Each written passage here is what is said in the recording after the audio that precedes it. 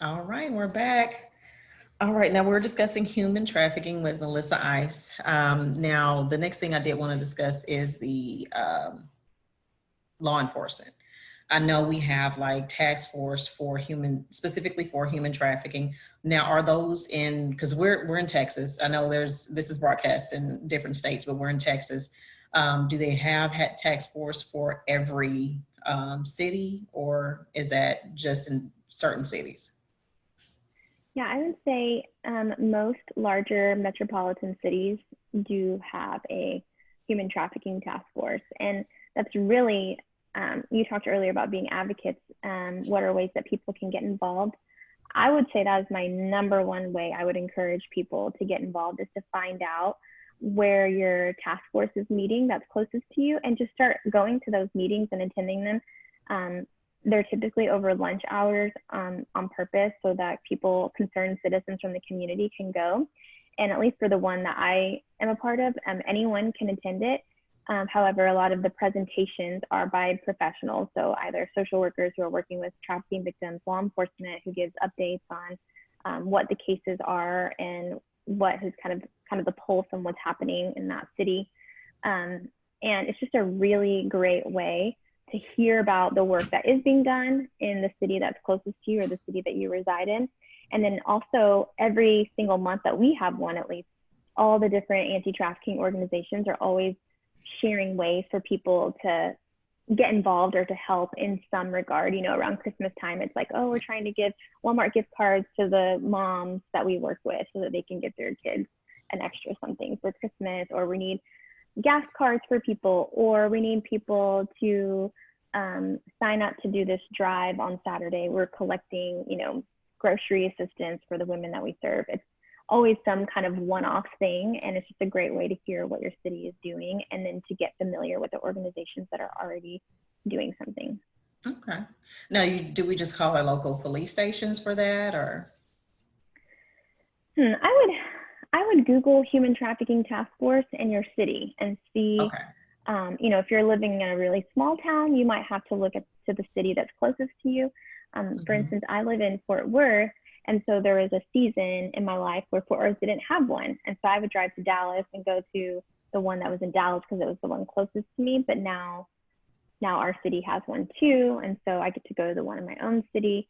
And then my organization and some others were a part of the kind of the initial founding organizations that helped get that started. But it typically is started by someone in law enforcement, and that's super helpful because if you don't have law enforcement on your side in regards to trafficking, then there's not a lot that your city can do to combat it. Yeah. Because when I think of human, like the tax force, I'm thinking of like kind of like when you call SWAT or like a specific force, a tax force that works on these particular cases. I had no idea they would have meetings, so that definitely needs to be that information needs to be shared a lot more because again, normally when we think of that, like if we're in the Dallas area, we're thinking that's just like, that's the people that you call, or that's where the case goes to, to investigate just those cases. But I had no idea that they would have meetings, and things like that. So that's definitely something I'll look into. But are there any suggestions like you would make as far as just someone wanting to become an advocate, other than like the proper channels to go to? um, are there because I know you said there's meetings, but I know you have a specific program. Are there any programs in the Dallas area, or is there a need for one? Yeah, I would say if someone wants to get involved, so this is kind of funny, but um, the way that so I had never met anyone who had been trafficked ever until I had encountered a couple of girls on the street that I thought they were just homeless, or I thought they were just on the street because of lack of family and things like that. I didn't understand that they were being trafficked, but when I started encountering that, I thought to myself, whoa, this kind of shatters everything I thought I knew, based on what, 3 movies and like a few songs. I'm like, well, I thought I knew what trafficking looked like and I didn't. And I would say if I were just going to wave a wand of what I would tell people to do, is the first thing that I did was start picking up some really good memoirs of trafficking survivors who share their story and kind of share the things that they've gone through. And in similar ways, I think that people, like for me, I'm just finished I'm Still Here, by Austin Channing Brown. It's like getting into the mindset of someone who's experienced a form of injustice so that I can understand truly where that person is coming from.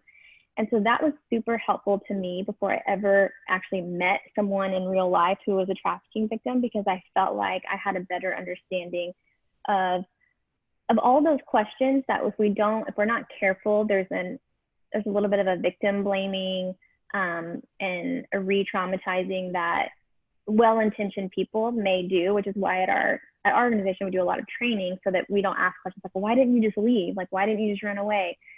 Those are really weighty, loaded questions that you can find out before you ever ask someone those questions. Definitely. And so, and there's some amazing documentaries as well on trafficking. A Path Appears, the first episode is the one we make all of our volunteers watch. It's so good. There's one called Nefarious. There's really great books out there. One called In Pursuit of Love by Rebecca Bender. She's a trafficking survivor out of Portland, Oregon.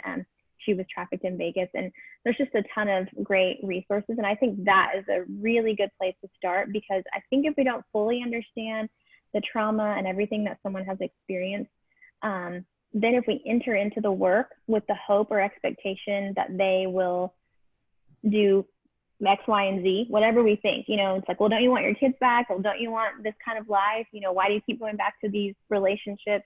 Yeah. We can sort of want for somebody something that they have to on their own come to terms with. And I think one of the things that we teach our advocates to do is that, we're just here to walk alongside them through the ups and downs. And it's not a linear recovery.